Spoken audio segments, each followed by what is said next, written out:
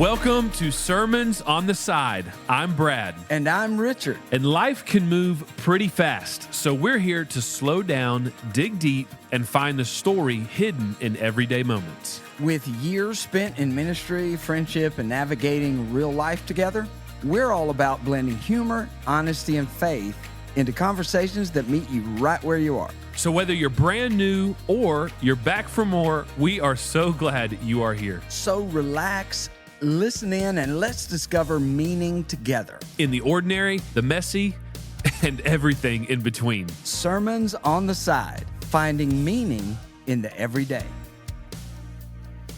I was that discouraged and that fed up with the whole thing. I'm like, yeah, right. Fall asleep. So I'm thinking, God is going to strike me down in my sleep because I have blasphemed Romans chapter 8. You just don't mess with Romans chapter 8. You just don't mess with Tomlin either. Exactly. That's some sort of contemporary worship heresy right there, coming against the Chris. That's right.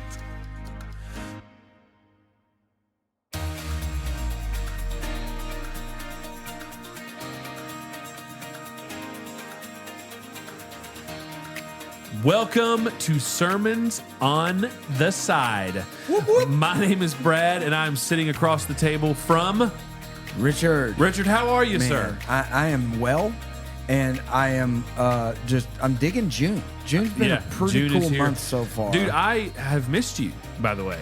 Yeah. Like you were feels out a little of weird. town last week. I was. And where? Tell us where. I went to Chicago, my kind of town. It was a cool, that's a Sinatra song. Oh, okay. All right. And so we had, my darling wife, Rhonda, was at a work conference. And so I was able to take a couple of days, a few vacation days, and go with her. And we got to tool around the Windy City a little bit. And man, it was cool. And one of the days that she was in her sessions, I did a cool Facebook Live post. I saw it.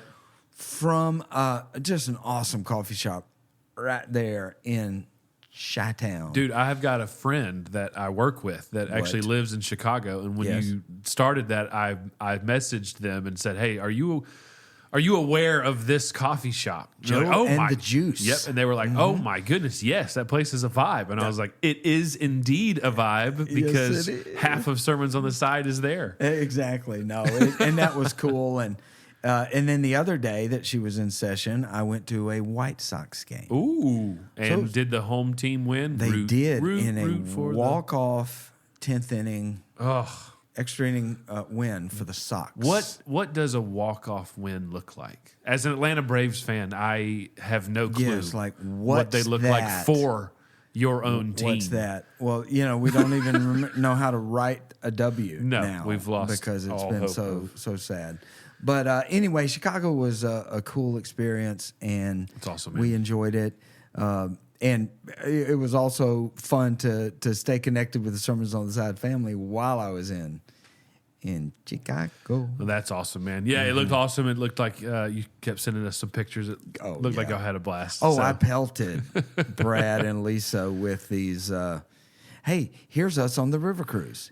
Here's us 2 seconds later on the river cruise. Look, it's a building. Oh, look, another building. I think every time I checked my phone, I was changing a diaper, and I was like, ugh. I would like to trade places right now. Wouldn't it be cool to be on a river cruise? Oh, my goodness. Oh, dude, how about that incredible conversation we had last week with Jason Dennis? Still not over it. Still not. I mean, really, it's absolutely awesome. I mean, and I've known that guy is a great guy. I've always heard he's a cool guy.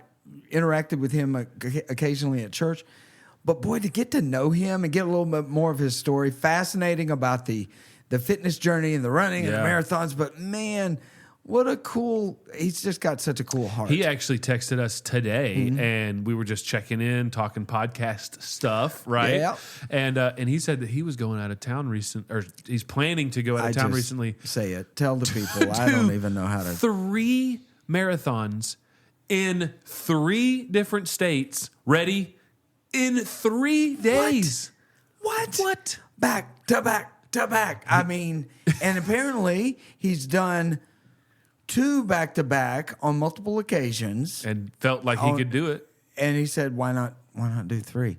I'm like, he's out of control. He is. He needs to be stopped, don't you think? Hey, he needs to meet his goal, and I think that's what he's trying to do. It's going to help. Right? And 3, he's going to be able to tick 3 more states off the list. That's awesome. Well, hey, my favorite part of lay last it on. week. All right, I'm sorry. Bring it. I've got to do it. And if you guys don't know what I'm about to say, please press pause on this and go listen to episode 20 because I don't want to spoil it. But now that you're back, welcome back. And the best part, bro, was when you were talking about his birthday episode that meant so much to you. And by the way, I don't know if you remember, but it was very heartfelt.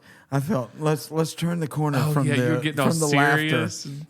I want you a window into Jason Dennis's soul. He said he's turning 59 when he was actually had turned 49. And dude, the 3 of us just lost it, and it was one of the funniest. I got a lot of feedback that just says, "Hey, I don't know how I feel about this feedback because like we're talking about spiritual things, but the main feedback that I got last week was I like listening to you guys laugh a lot."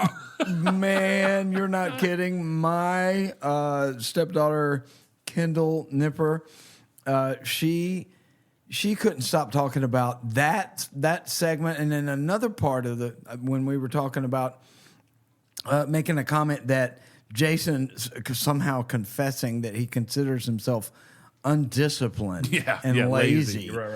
And then you start talking about how we have what was your quote? Wildly different definitions of lazy and undisciplined. And there was 15 seconds there where the 3 of us were laughing uncontrollably. Yeah.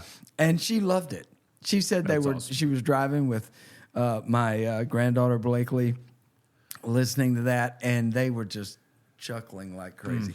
So that was pretty cool. Man, right? it's crazy to think about that we're 20 episodes in, and we're getting all these really cool connections. It is. I know that we've talked about how we're going to have round table discussions for every round table, round number episode, which I would think mean that our next guest could be at episode 30. However, we've got some irons in the fire, and just be on the lookout because there might be one a little bit sooner. That's what I'm than talking episode about. 30. It's just so cool. We're blessed, man. But speaking of this month, before we dive into the sermons on the side, the sermon on the side, you teased something last week on the Facebook Live video. I did. Do you want to give a little bit more of a teaser, or do we? I let you guys know that we're putting together something, and I asked you, as our listeners, to be on the lookout and for a special announcement, having to do with coffee and journaling and devotion readings and stuff like that. So what we're trying to say here is, towards the end of June, you're going to have an opportunity as a Sermons on the Side listener to get your hands on some swag. Ooh. Some merch. Whoa! Yep. That's what I'm talking Whoa, about. that feels like an announcement, folks. Yes. And Sermons although, on the Side swag. Yeah, it is coming up. But at this time, on this week, we don't have any specific deets. Gosh, did I use that word correctly? I'm not gonna lie. I kind of hesitated. I was like, wait, what happened? Did he stop mid sentence of you said deets? I did, and I've heard the kids use that term. You said deets.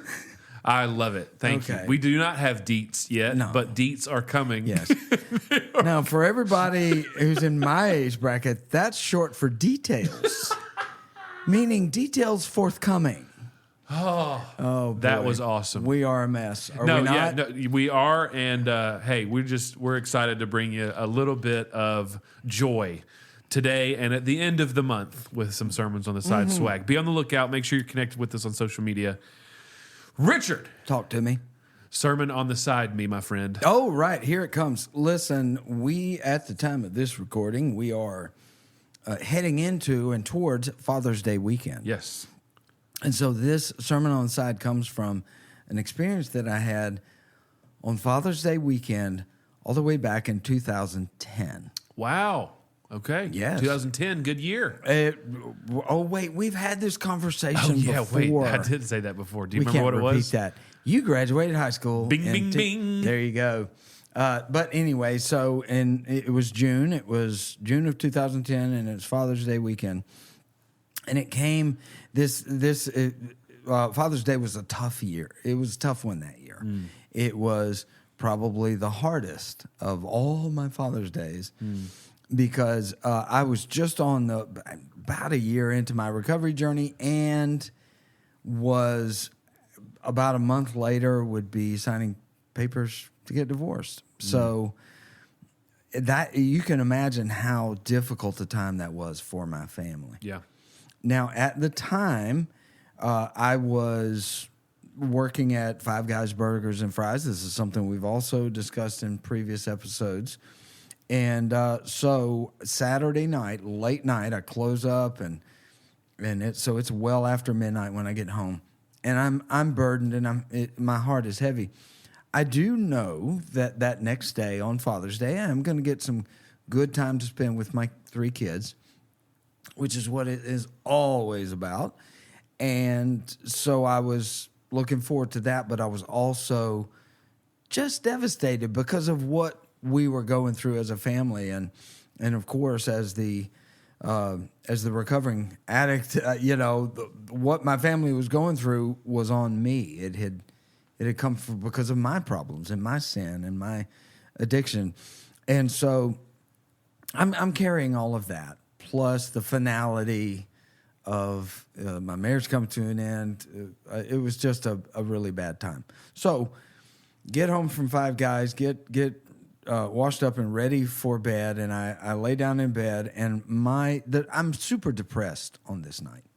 So much so that I remember, and when I've shared this story over the years, I've tried my best to describe the weightiness that you feel. And in that moment for me, I felt like, you ever lay under one of those weighted blankets? Oh, yeah. It's kind of a cool feeling if you're into that. Sure. With blankets and whatnot. But I felt like there was a weighted blanket all over me, and it was weighing me down. It wasn't comfy and cozy for sleeping. It was weighing me down. So much so, I even felt it in my face. It's like I could feel the weight of all the anguish and disappointment and shame and all the stuff that cocktail of emotions that I was feeling. It felt like it was pulling my face down. This is not a video, but seriously, it was heavy. Yeah. So it's time for bed, right? I lay down in the bed, and I put on a Christian radio station on the radio that I had there in the bedroom, and I put a little timer on so that it would go off in about 30 minutes or whatever. So, at least I'd have some Christian music playing as I dozed off. But I am just in such desperate shape. I'm listening to the music, but it's not really hitting, if you know what I mean. Sure. So as I'm getting ready trying to doze off, trying to sleep with all this weighing on my mind, this song comes on the radio. Chris Tomlin, and the name of the song is Our God. Okay. Familiar? Yeah. Oh, yeah. Our God is greater. Our God is stronger. God, you are higher than any. See, our listeners, they get the singing for free. No extra charge for the song, to randomly burst into song. So, I love it. But anyway, so that song comes out. Now, that song actually had been out for a while, and as with most Chris Tomlin songs, they were playing it to death. Yeah, I was about to say. So I was kind of like, oh, great, and so, I had this Tomlin again, and I'm a Tomlin guy. Sure. I'm all, but it was aggravating to me. And here's the other thing. During that first year of my recovery that I had just wrapped up leading into Father's Day, I had the Christian songs that I liked. They weren't songs about how big and powerful and awesome God is. I was more into the "I'm a loser, but God still loves me" songs. You feel me on that, I sure right? do. So I was like, I'm not about this. Let's sing about how powerful God is. Because there was part of me that was like, well, that's not really kicked in for me in this situation. So I was, I said, my heart wasn't in a good place, clearly, right? So as the song is playing, I'm like, all right, whatever. I don't even have the energy to get up and turn the radio off. I wanted to. I was just kind of like, whatever, fine. So I'm trying to doze off. I'm starting to get sleep is about to come. Gets to the part of the song that says, it's the bridge, I think. And if our God is for us, then who could ever stop us? Yeah. And if our God is for us, who can or what can stand against us? Yeah. Nothing can stand against us. And that is based on, I mean, if it actually, they grabbed those lyrics straight out of Romans chapter 8, I think verse 31 or 32, where it says, if God is for us, who can be against us? Mm-hmm. Great, powerful passage. But again, it's not hitting me. Yeah. And in fact, I'm dozing kind of off, right? And I'm thinking, I'm almost to sleep, and you get in that funky little frame of mind where it's between awake and between asleep. And that part of the song comes on, and I literally start thinking, well, that's a great song and obviously a great verse. But in my life right now, here's what I thought. I said, all of the things that are working against me, and there were a ton. Nothing was going the way I wanted it to. Mm-hmm. And I had brought it on myself. It was of my own doing. Mess of my own making. But that's where I was in my head. I was like, and I literally, I thought in my mind, based on everything that's working against me, it doesn't matter that God is for me. Mm-hmm. That's how I felt. Yeah. Mm.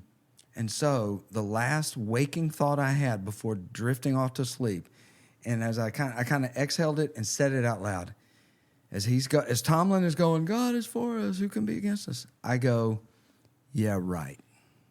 And I fall asleep. I was that discouraged and that fed up with the whole thing. I'm like, yeah, right. Fall asleep. So I'm thinking, God is going to strike me down in my sleep because I have blasphemed Romans chapter 8. You just don't mess with Romans chapter 8. You just don't mess with Tomlin either. Exactly. That's some sort of contemporary worship heresy right there, coming against the Chris. That's right. So I think, I wonder if God's going to strike me down in my sleep. But instead, he does something else. And I know this is where the story gets weird. Okay. But I have a dream. A straight up dream while I'm sleeping that God speaks to me in. Okay. Wow. All right. Now, that doesn't always happen. I don't think you've told me this story before. Are you serious? Because this is a big story in my life. I can't believe I told you. I really don't think I have. Okay. Big deal, man. Big deal. Saturday night into Sunday morning of Father's Day. Okay. And it was the darkest night of my soul up to that time. It was the darkest time of my life. And I was so discouraged. And God, while I'm sleeping, gives me a dream. And it's a dream based on the movie Gladiator. I'm not joking. Wait. Gladiator? Russell Crowe. Oh, yeah. Maximus Aurelius. Yes, I am leader Maximus of the army Decimus. of the North. Yeah. Father to a murdered child and husband to a... And I will have my vengeance in this life or the next. Okay. Gosh, Tyler that was Pierce good. somewhere is smiling and so enjoying Tyler, that. my boy. My engaged boy. Yes, Lord. Congratulations, Tyler. Okay, sorry. So Anyway. in this dream, it's Gladiator. And I'm the Russell Crowe character. Okay. Now, I know that makes you funny, that makes you want to laugh, but look, I've been through a lot, so give me this, okay? Everybody get off me right now. Because God was gracious to me, so I would be little, scrawny me is Russell Crowe. Hey, you were muscular in your dream, baby. So what's happening is that in the dream, drone shot kind of thing. Okay. I see the arena, and it kind of zooms down, and there I am, ready to fight in the arena.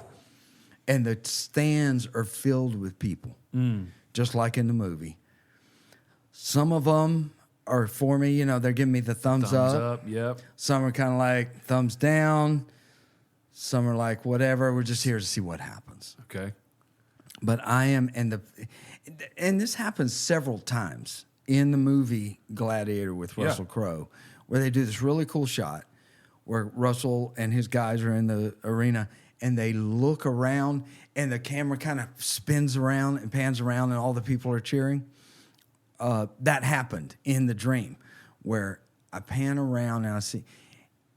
And then I noticed that instead of being in the middle of the arena, I'm over to the side by the rails looking up into the crowd.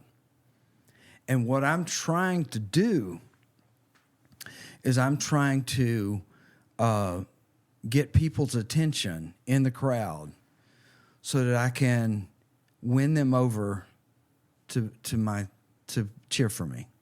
To get a thumbs up. To get a thumbs up from these people. And I'm trying to muster support from the people that are the spectators. And it's very critical for me. I feel like that's the thing that's going to help. That's the thing that's going to matter. That if I could win these people over, then that would make the difference. That would get me out of this situation. I would be victorious. Yep. And I could sense that was why I was doing it. I was literally over there close to the rail, looking up into the stands, waving my hands, trying to get people to notice and care about me. And in that moment in the dream, it felt like I was trying to search in the stands for people that could. I was already applying it to my depression and my horrible situation and all the mistakes that I made that had brought everything on to me and my family. And I said, if I just get the right people around me, if I just get the right people on my side, maybe we can get out of this horrible situation. And so, as I'm doing that, it's like the Lord speaks to me. And he says to me, Richard, the opinion of everyone in the crowd, all the efforts you're doing to try to get people on your side, what people think of you, what people might be saying about you, what everybody's assessment of your situation. This is what God said. This is the quote that he gave to me in my heart. He said, all of that, you think it's what matters. You think it's what could be the difference. But all of that is just crowd noise. Nothing but crowd noise. And hearing that in my spirit, in my dream, gosh, it released something, man. It released something in me. Suddenly I was like, so I don't have to search for the answer in the understanding or the approval or the assessment of anybody else. That's right. It's like instantly I started to feel more free as this was happening in my dream. And then the Lord went on to say, now that we can get your eyes off of the crowd and your ears turned down from the crowd noise, you just need to be aware that there's an enemy in this arena that you're in that wants to cut you in half.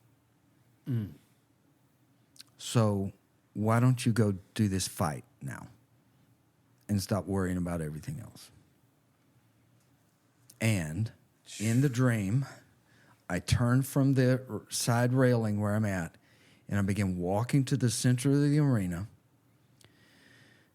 Then the drone shot kind of pans back up, and I wake up.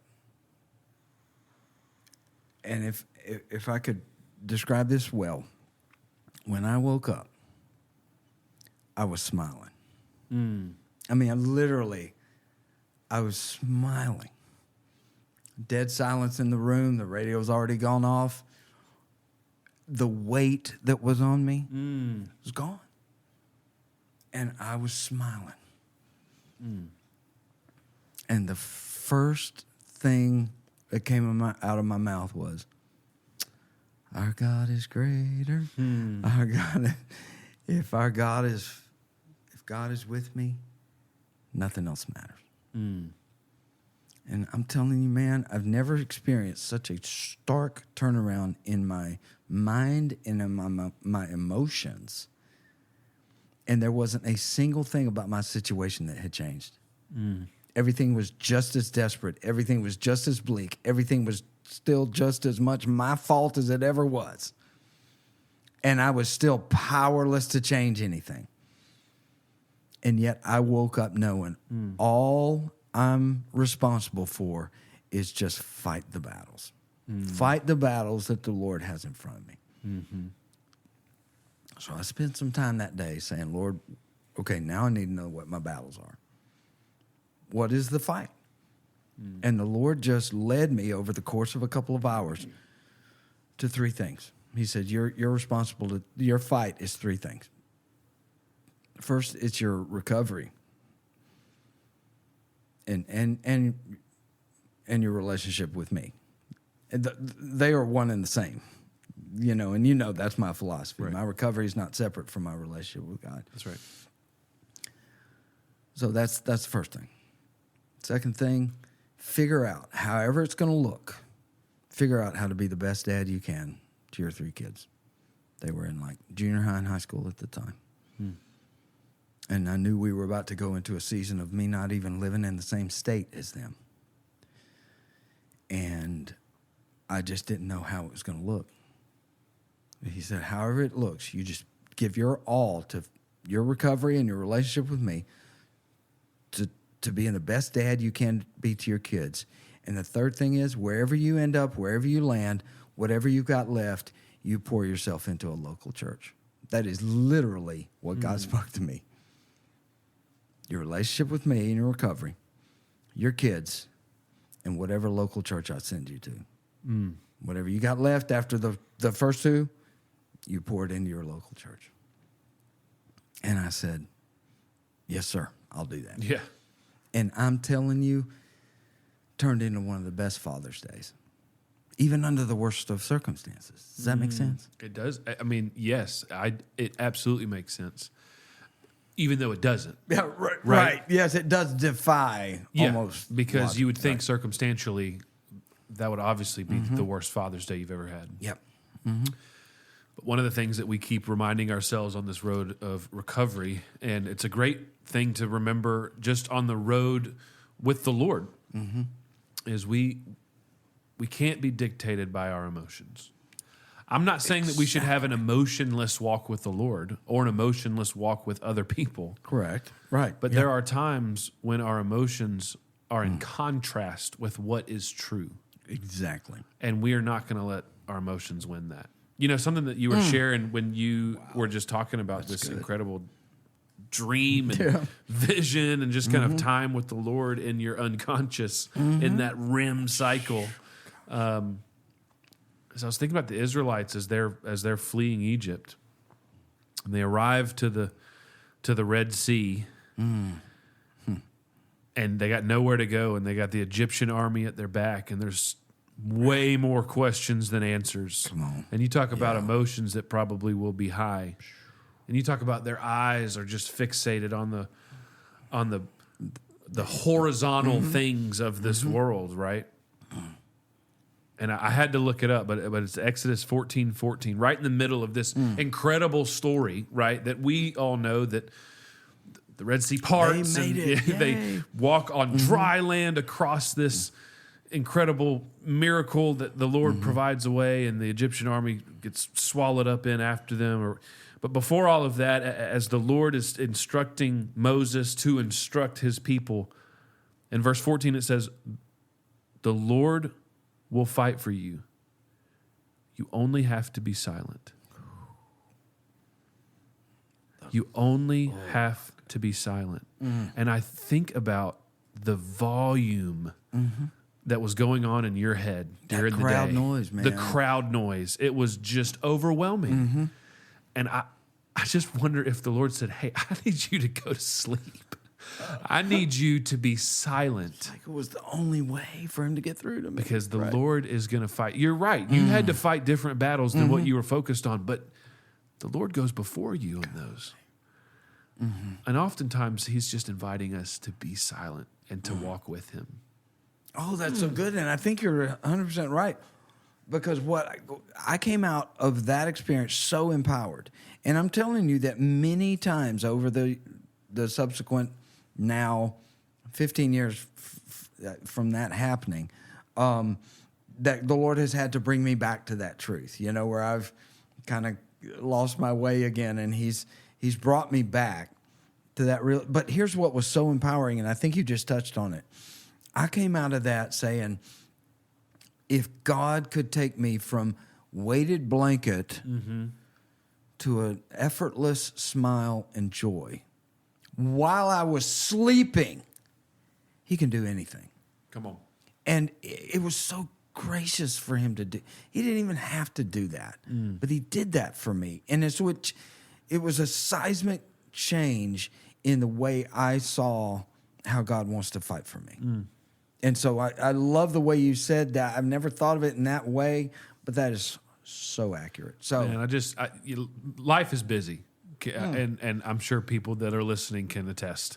And it gets loud, and there's a lot of noise, right? I wonder what it would look like if we all put our phones down, stopped listening to podcasts, as much as I want you to continue to listen to sermons on the side. Our prayer is that you would listen to the voice of the Lord way more often than you would listen to any podcast. Thank you, Lord. Or anything else. And so I wonder what it would look like if we all just found 30 minutes in our schedule and said, hey, that's my Exodus 14:14 time, where I'm going to be still. Be still and silent. And then I'm going to ask the Lord exactly what he revealed to you. Where are the 3 battles that you want me to? And I would venture to say, Richard, that the 3 things that the Lord gave you are the same 3 things that he might give other people. Your walk with me, your family, your local church. Right. I think yes. Oh, and that is a great thing. Great challenge. 30 minutes a day to say, I'm going to be still. I'm going to let God fight my battle. And I'm going to let him show me my battles. Love it. Come on. And I would, one other thing to just before we kind of turn the corner to our segment, the other component of that story that I think is important for us is that maybe you can relate to feeling like the things that are stacked against you right now override even the idea that God might be for you. Yeah.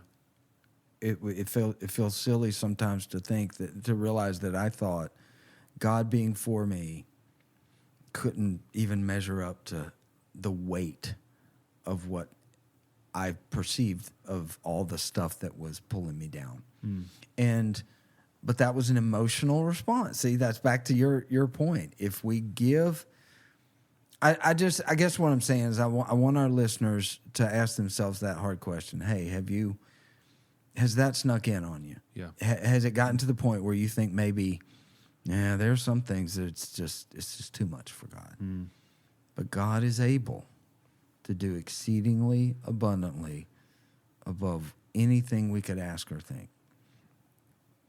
So that's our sermon on the side for this week, man. You got anything else? No, I think it's awesome. You got a segment for us? I do. Come on. Hey, listen, I need to go back to this thing that we've discussed many times over the months and episodes. There are some desserts that just really bother me. We're going back to that. It's not even about how they taste. It's just I got a problem with these desserts. The principle of bread pudding. All right. Yes. And carrot. Carrot cake. Yeah. All right. You ready for this one? Oh, this is different. Oh, it's different. This is another one. I've just never talked to you about this. Just haven't had the chance. Okay. Yeah. Lay it on me. Cupcakes. Explain. Cupcakes just bother me, man. I think cupcakes. I think of Kevin from The Office. Cupcakes, which is the miniature version of cake. Anyways, what do you have against cupcakes, man? Well, it's several things. First off, I mean, it's just the logistics of it. It's so hard to eat without getting it all over your face. You don't like a dirty. Do You like know ribs? what I'm saying? Oh, Can no, I just eat a dessert without getting it all over my nose and chin? No, not if it's a cupcake. See, here's the thing. And then, of course, I understand the theory and the way to get around that is you pull the stump off of the cupcake, put it on top, and do a cupcake sandwich. I know you did not just say the stump Oh, yes, of I a did. cupcake. Stump? I did. Oh, I'm not going to be able to eat a cupcake now.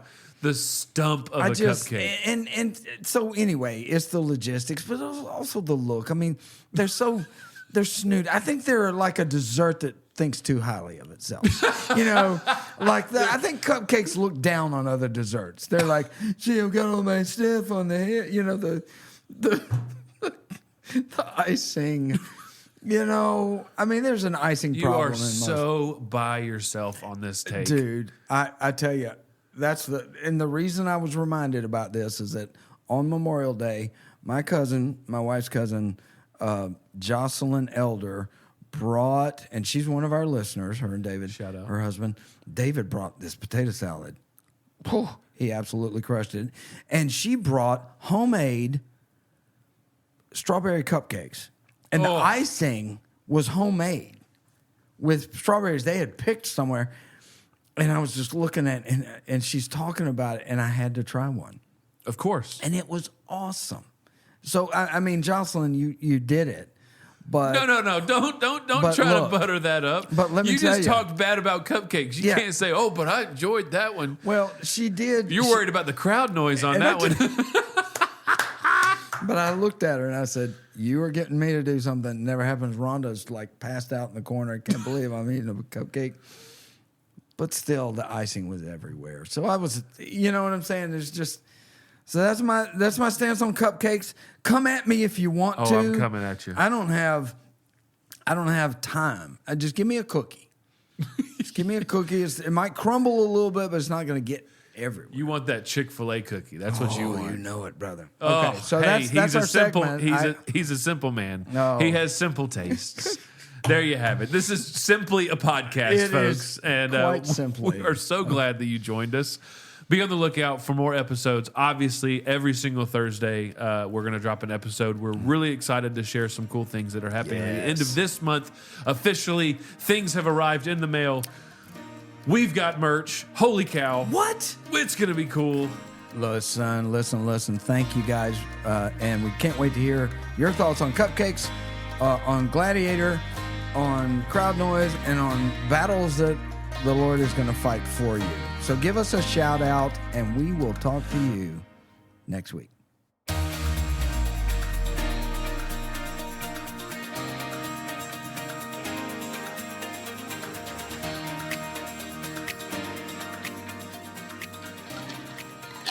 Dude, I love it when you do that, by the way. Right in really? the hold on, do the Okay. All right. yeah, this is oh yeah. Yeah. Oh, that's excellent. Yes.